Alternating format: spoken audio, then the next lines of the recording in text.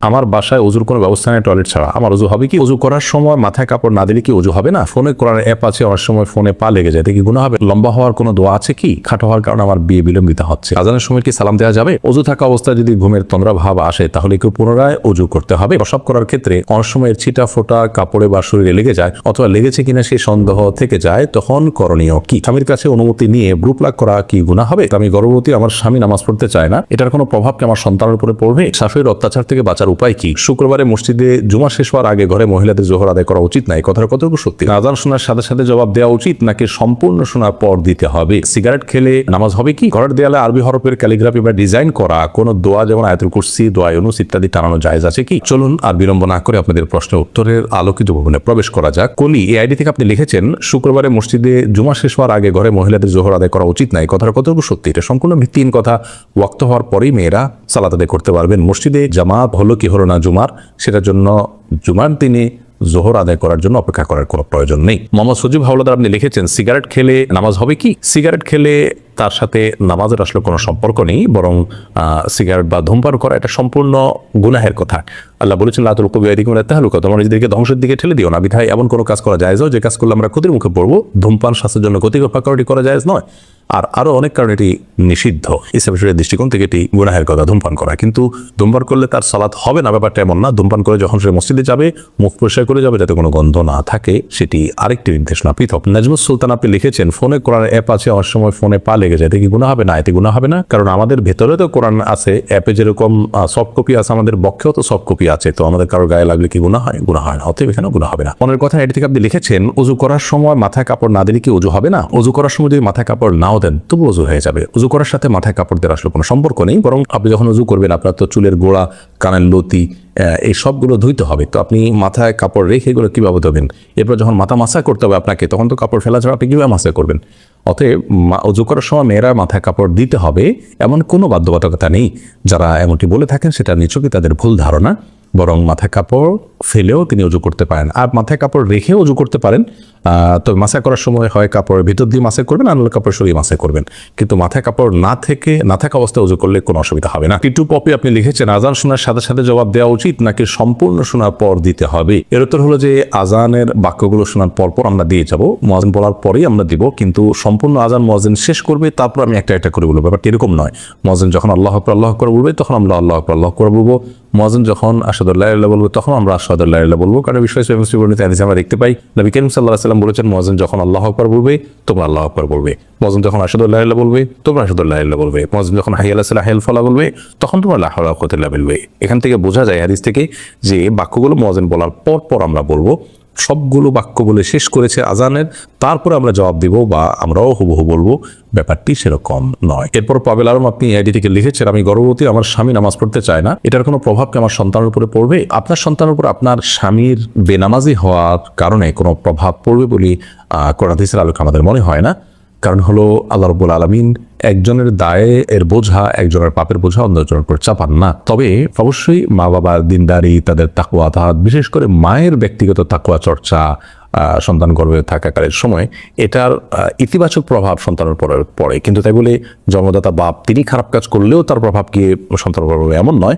তবে তাকেও যদি সুপথে আনা যায় এবং সালাতের অভ্যস্ত করা যায়, সন্দেহাতীতভাবে একটি তাকওয়ার পরিবেশে আল্লাহর কাছে দোয়া করবেন, তিনি ভালো কিছু চাইবেন, আল্লাহ নেক বান্দা হবেন, সেই সব আল্লাহ তাআলা তাদের জন্য ভালো কিছু দিবেন, সে আশা করা যায়, সেটি আরেকটি বিষয়। কিন্তু বাবার বেনামাজি হওয়ার কারণে সন্তানের মধ্যে তার প্রভাব পড়বে, সন্তানও বেনামাজি হবে এমনটি আবশ্যক নয়। কত খারাপ মানুষের ঘরে আল্লাহ তাআলা কত নেক মানুষ দিয়েছে। বাশির আক্তার আপনি লিখেছেন, শাশুড়ির অত্যাচার থেকে বাঁচার উপায় কি? শাশুড়ির অত্যাচার থেকে বাঁচার জন্য আপনাকে বৈধ সকল কৌশল অবলম্বন করতে হবে। সেই কৌশলগুলো অবলম্বন করতে গিয়ে যেন কোনো গুনাহের আশ্রয় না নেন, আপনি হারামের আশ্রয় না নেন, সেদিকটি খেয়াল করতে হবে। এর পাশাপাশি স্বামী বা যাদেরকে বোঝালে এই অত্যাচার থেকে আপনি রক্ষা পাবেন তাদেরকে বোঝাবেন, কাউন্সিলিং করবেন, ওলামাদের কাছে নিয়ে আসবেন এবং কোরআন হাদিসের দীক্ষা দিবেন। এবং কোনোভাবে যদি এটি না হয়, অনেক সময় এগুলো সলভ করা অনেক কঠিন হয়, তাহলে সেক্ষেত্রে আপনি সবর করবেন। মনে রাখবেন প্রত্যেকটি সবরের বিনিময়ে আল্লাহর কাছে জমা থাকবে। উম্মে কুলসুম শিখা আপনি লিখেছেন, স্বামীর কাছে অনুমতি নিয়ে ব্রু প্লাগ করা কি গুনাহ হবে? যে বিষয়টি শরীয়ত জায়েজ করেনি সে বিষয়টি স্বামীর অনুমতি সাপেক্ষেও জায়েজ হবে না। এরপর এলমা খন্দকার এসে আপনি লিখেছেন, ঘরের দেয়ালে আরবি হরফের ক্যালিগ্রাফি বা ডিজাইন করা কোনো দোয়া যেমন আয়াতুল কুরসি, দোয়া ইউনুস ইত্যাদি টানানো জায়েজ আছে কি? এগুলো টানানোতে আমি মৌলিকভাবে খারাপ কিছু দেখি না। হারামাইনের বিভিন্ন দেয়ালে ও কোরআন কারীমের বিভিন্ন আয়াতের অংশ বিশেষ লেখা আছে, এবং আপনারা জানেন যে কাবার যে গিলাফ সেখানেও কোরআন কারীমের আয়াত লেখা আছে। তো কোরআন কারীমের আয়াত লেখা থাকলে সেটাকে মানে ঝুলিয়ে রাখা, টাঙিয়ে রাখা সম্মানজনক পাবে, এটাতে কোনো দোষী কিছু দেখি না আমি। অনেকে বাধা দেন বা নিষেধ করেন, তারা কৃষি ভিত্তিতে নিষেধ করেন আমি জানি না। শরীয়তে কোনো কিছু নিষেধ করতে হলে তার কোনো ভিত্তি এবং রেফারেন্স থাকতে হয়। কোরআন কারীমের আয়াতকে উন্মুক্তভাবে দেয়াল লেখা থাকলো, সেটা দেখে আমি পড়লাম, মনে হলো আমার সেটার কথা, এটাতে কোনো অসুবিধা নেই। তবে হ্যাঁ, কোরআন আয়াতকে নিছক শোভাবর্ধনের উদ্দেশ্যে রাখলেন, জাস্ট আপনার সৌন্দর্যের জন্য রাখছে সেটা নয়।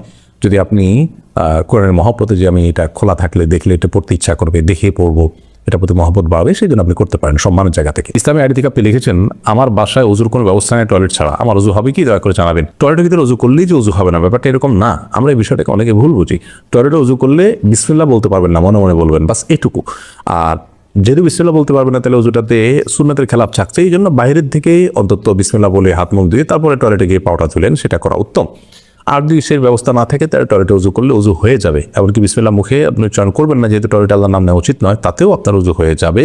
বিষয়টা হলো উত্তম বিষয়। শারমিন সুলতান আপনি লিখেছেন, পিতামাতা জীবিত থাকা অবস্থায় তাদের নামে কোনো কিছু দান করা যাবে কি? জীবিত অবস্থায় হোক আর মৃত অবস্থায় হোক, আর্থিক দান একজন আরেকজনের তরফ থেকে করতে পারেন। অতএব আপনি আপনার বাবা মার তরফ থেকে চাইলে আপনি দান করতে পারেন তাদের জীবদ্দশায়। এমনকি বাবা মা কেন, অন্য যে কারো তরফ থেকে আপনি কোনো গরিবকে, কোনো মাদ্রাসায় কিছু দান করলেন, যেমন আমার তরফ থেকে আপনি দিলেন, আপনার তরফ থেকে আমি দিলাম, যে আল্লাহ এটা অমুকের তরফ থেকে দিলাম, আল্লাহ এটা আপনি তার আমল নামে সব জমা করে দিলাম, নিয়ত করে দিলাম, তার আমল নামে সেটি জমা হবে ইনশাআল্লাহ। আর্থিক ইবাদত একজন আরেকজনের পক্ষ থেকে করে দিতে পারে। সাদিয়া সরকার আপনি লিখেছেন, লম্বা হওয়ার কোনো দোয়া আছে কি? খাটো হওয়ার কারণে আমার বিয়ে বিলম্বিত হচ্ছে। আল্লাহ তাআলা সহজ করুন আপনার বিয়ের বিষয়টি, আমরা দোয়া করি। আর আপনাকে বলছি যে লম্বা হওয়ার জন্য সুনির্দিষ্ট কোনো দোয়া কোন হাদিসে বর্ণিত হয়েছে বলে আমাদের জানা নেই। তবে আপনি সাধারণভাবে আল্লাহর কাছে দোয়া করতে পারেন যেন আল্লাহ তাআলা আপনার বিয়েকে ত্বরান্বিত করেন এবং সহজ করেন। আর মনে রাখবেন যে লম্বা হওয়ার দোয়া করলেই যে আপনার বিয়ে হয়ে যাবে ঠিক সেরকম নয়। দোয়ার ক্ষেত্রে আমাদেরকে বিচক্ষণতার পরিচয় দিতে হবে। শরীয়ত আমাদেরকে সে নির্দেশই করেছে। অনেকে আল্লাহর কাছে চান যে আল্লাহ আমার এত টাকা যেন হয়, তো এত টাকা হলেই যে আপনি সুখী হবেন, ব্যাপারটি তো সেরকম না। এত টাকা হলো, তার চেয়ে বেশি টাকা খরচের ব্যবস্থা হয়ে গেলো, তাই লাভ কি? একজন আল্লাহর কাছে দোয়া করেছেন, আল্লাহ আমার যেন এমন জীবন আসে যে আমার 2 হাত ভর্তি টাকা থাকে এবং আমার আশেপাশে শুধু মেয়ে আর মেয়ে থাকে। তো সেই ভদ্রলোক দেখা গেল যে কোনো একটা কলেজের আপনার বাসের হেল্পারে চাকরি পেয়েছে, 2 হাতে ভর্তি টাকা থাকে, সে টাকা মানুষের আশেপাশে মেয়েরা আছে, মেয়েরা কলেজের ছাত্রী। তো এই ধরনের দোয়া অহেতুক দোয়া, এই ধরনের দোয়া কোনো যৌক্তিক দোয়া নয়। আপনি দোয়া করবেন, আল্লাহ আমাকে সুখ শান্তি দেন, আমাকে ভালো জীবন সঙ্গিনী দেন। আল্লাহ তাআলা তার জন্য যা দরকার সেটি ব্যবস্থা করবেন, আপনার দোয়া যদি শর্ত পূরণ করে করতে পারে। অতএব লম্বা হলেই যে আপনার বিয়ে হয়ে যাবে সেরকম নয়। অতএব লম্বা হওয়ার দোয়া করে আপনার কাছে দোয়া করবেন যাতে আপনার সমস্যার সমাধান হয়। আপনি যে অবস্থা আছেন সেই অবস্থা থেকেও তো আল্লাহ তাআলা আপনার বিয়ের ব্যবস্থা করতে পারেন। এছাড়া এমনিতে একজন মানুষের সাধারণ যে আপনার দৈর্ঘ্য থাকে বা লম্বা থাকেন, কিন্তু তার থেকে লম্বা হওয়ার জন্য ব্যায়ামটি আমার কথা অনেকে বলা হয়ে থাকে। সেগুলো সংশ্লিষ্টদের সাথে আলাপ আলোচনা করে সেগুলো যৌক্তিক হলে সেগুলো থেকে আপনি উপকৃত হতে পারেন, সেটা সম্পূর্ণ আরেকটি বিষয়। রাহিমা জাহান রাহি আপনি লিখেছেন, প্রস্রাব করার ক্ষেত্রে অনেক সময় ছিটা ফোটা কাপড়ে বা শরীরে লেগে যায়, অথবা লেগেছে কিনা সে সন্দেহ থেকে যায়, তখন করণীয় কি? দেখুন, কাপড়ের ছিটা ফোটা যদি আপনার লেগে যায় নিশ্চিত, তাহলে সেক্ষেত্রে খুব ছোট ছিটা লাগলে সেখানে আপনার অরিড হওয়ার কোনো কারণ নেই, সালাত হয়ে যাবে। ধরুন আপনার শুয়ের আগে যে পরিমাণ লাগলো কোনো অসুবিধা নেই। আর যদি অনেক বেশি লাগে, বড় ফোঁটা লাগে বা অনেক ফোঁটা পড়ে, তাহলে সেক্ষেত্রে যে জায়গা পড়ছে সেই জায়গাটা ধুয়ে ফেলবেন। আর যদি আপনার নিচের সন্দেহ হয়, কিন্তু আপনি নিশ্চিত না হন যে আদৌ লেগেছে কি লাগেনি, তাহলে সেক্ষেত্রে এই সন্দেহের ভিত্তিতে অরিড হওয়ার কোনো কারণ নেই।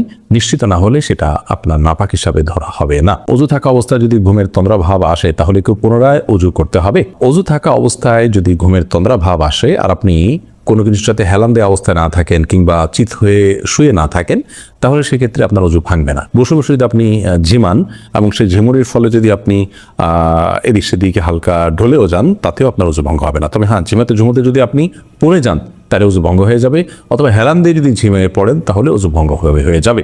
আর যদি চিত হয়ে শুয়ে আপনি আপনার ঝিমিয়ে তাতে অজু ভঙ্গ হয়ে যাবে। অন্যথায় বসে বসে ঝিমালে অজু ভঙ্গ হবে না।